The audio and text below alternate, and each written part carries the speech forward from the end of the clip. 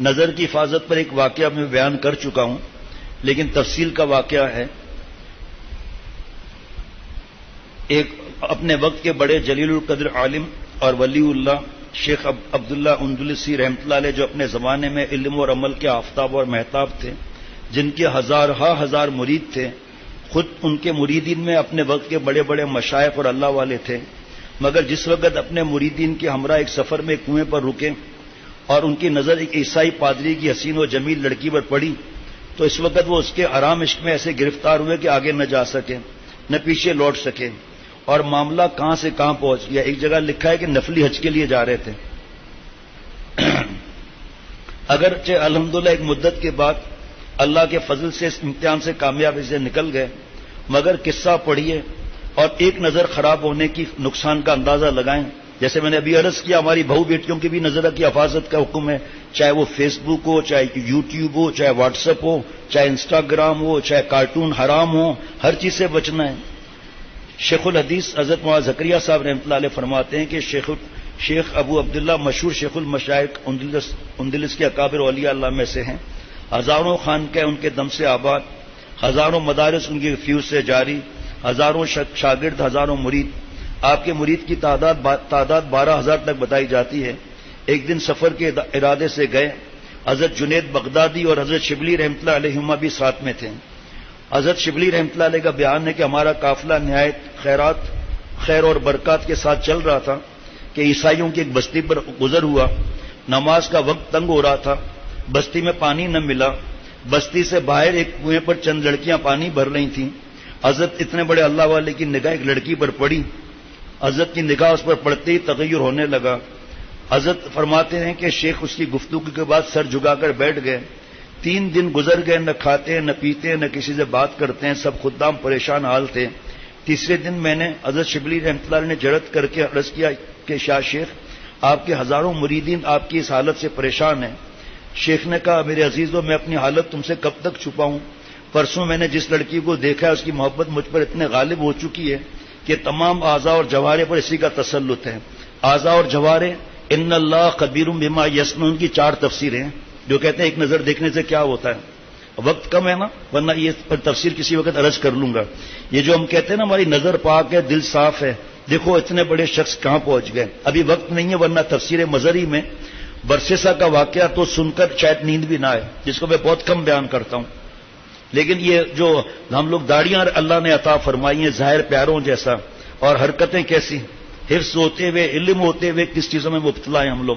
نماز کے اندر بھی وہی گندی تصویریں آتی رہتی ہیں، اس کا علاج ہے، اس کی اصلاح ہے۔ وقت کم ہے نا، اب کسی طرح ممکن نہیں کہ اس سرزمین کو میں چھوڑ دوں۔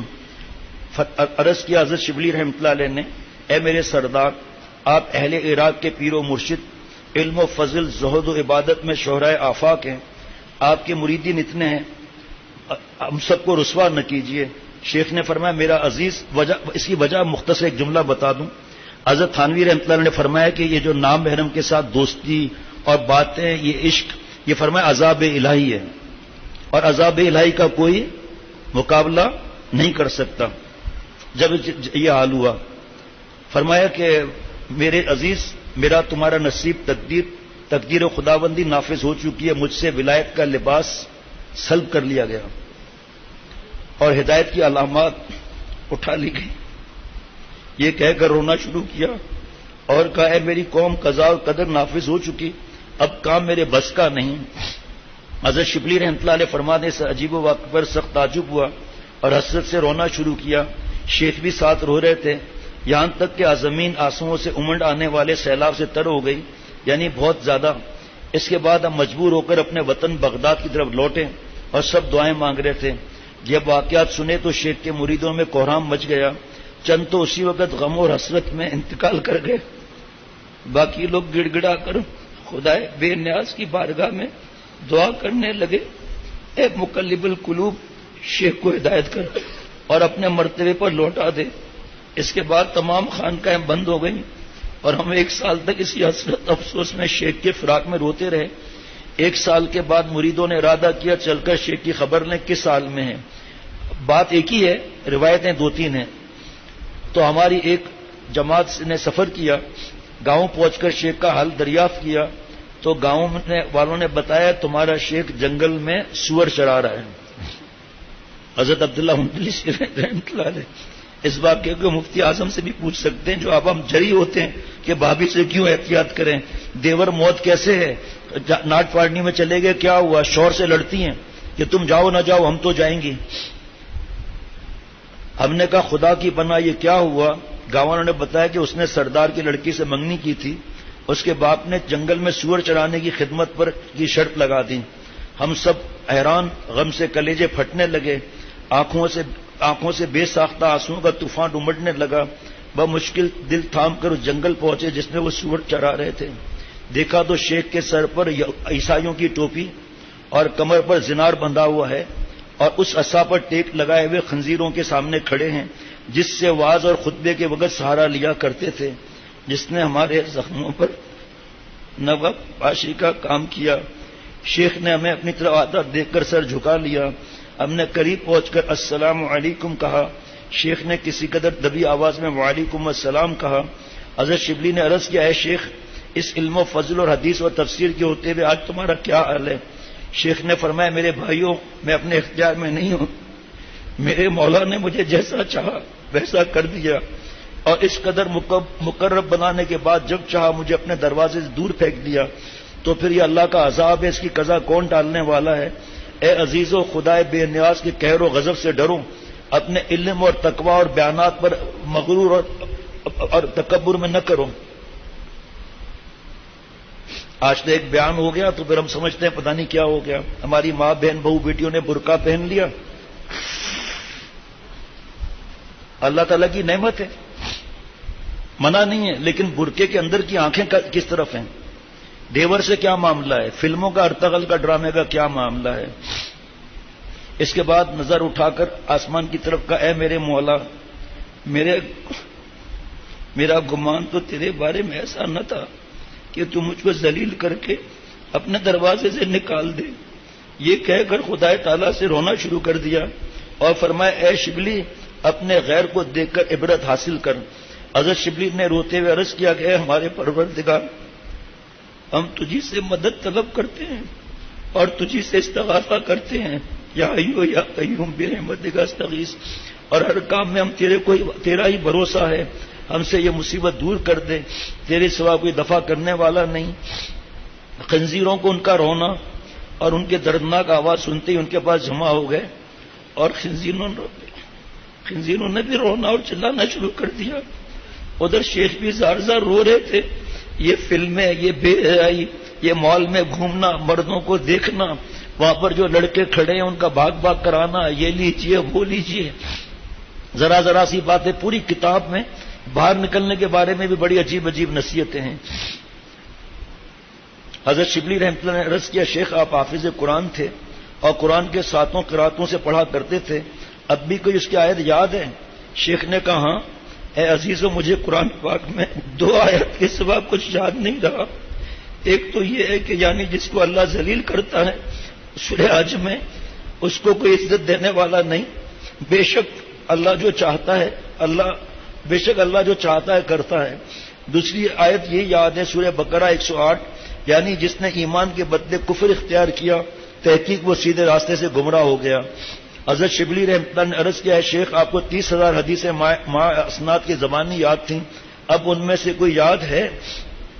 شیخ نے کہا صرف ایک حدیث یاد ہے، یعنی جو شخص اپنا دین بدل ڈالے اس کو قتل کر ڈالو۔ شیخ کی بات سن کر ہم لوگ واپس بغداد چلے آئے۔ ابھی 3 منزل طے کرنے پائے تھے کہ تیسرے روز اچانک شیخ کو آگے دیکھا آتے ہوئے ایک نہر سے غسل کر کے نکل رہے تھے اور باواز بلند اشہد ان لا الہ الا اللہ واشہد ان محمد رسول اللہ پڑھتے جا رہے ہیں۔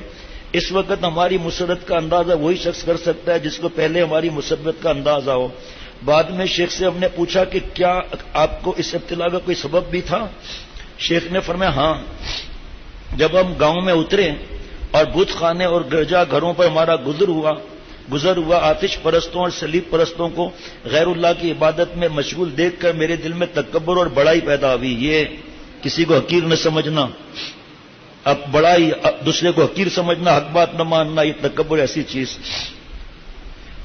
کہ یہ کیسے بدبخت ہیں، جاہل ہیں کہ بے شعور چیزوں کی پرستش کرتے ہیں. اور دوسرا نامحرم کو دیکھنا. مجھے اسی وقت ایک غیبی آواز سنائی دی گئی، یہ ایمان اور توحید اے عبداللہ اندلسی جو تجھے حاصل ہے تیرا ذاتی کمال نہیں ہے، حقیر نہیں سمجھ سکتے. کفر سے نفرت واجب، کافر سے نفرت حرام. آج تم اپنے بھائیوں کے عیب دیکھتے ہیں، ہر وقت ان کو گرانے کی فکر رکھتے ہیں. ہماری بہو بیٹیاں جن کو عقل نہیں ہے، جن کو عقل ہے اس کی تو بات ہی نہیں ہے، ہر وقت جو ہے دوسروں کے پنچایت میں پڑے رہنا. غیبی آواز سنائی دی گئی کہ یہ ایمان اور توحید کچھ تمہارا ذاتی کمال نہیں ہے بلکہ یہ سب کچھ ہماری توفیق سے ہے. کیا تم اپنے ایمان کو اپنے اختیار میں سمجھتے ہو؟ اور اگر تم چاہو تو ہم تمہیں ابھی بتلا دیں گے. اور مجھے اسی وقت یہ احساس ہوا گویا ایک پرندہ میرے دل سے نکل کر اڑ گیا، در حقیقت وہ ایمان تھا. اور دوسرا نامحرم کو دیکھنا. قصہ مختصر، عورتوں پر نظر ڈالنے کا فتنہ، ان سے مکس گیدرنگ کی خطرناکی میرے اور آپ کے تصور سے باہر ہے، جس نے وقت کے شیخ المشائخ کو بھی اپنے لپیٹ میں لے لیا. اللہ تعالیٰ اپنی رحمت سے میری اور ہم سب کی حفاظت فرمائے، اللہ والا بنائے، جملہ مقاصد حسنہ پورے فرمائے. اللہ تعالیٰ دینا ذرا مجھے فولڈر دے دینا. اس کے بچنے کے طریقے میں آخر میں بہت سی باتیں لکھی ہوئی ہیں کہ بد نظری سے، بے حیائی اریانی کے فتنے سے بچنے کا کیا طریقہ ہے. آپ کو بتاؤں گا، آپ حیران ہو جائیں گے. جگہ جگہ لکھا ہے اللہ والوں کی صحبت، ان سے اصلاح کرانا، وہ جو نصیحت کریں اس کی اتباع کرنا. اطلاع اور اتباع. اللہ تعالیٰ مجھے ہم سب کو جذب فرما کر اولیاء صدیقین کی آخری سرحد تک پہنچا دیں.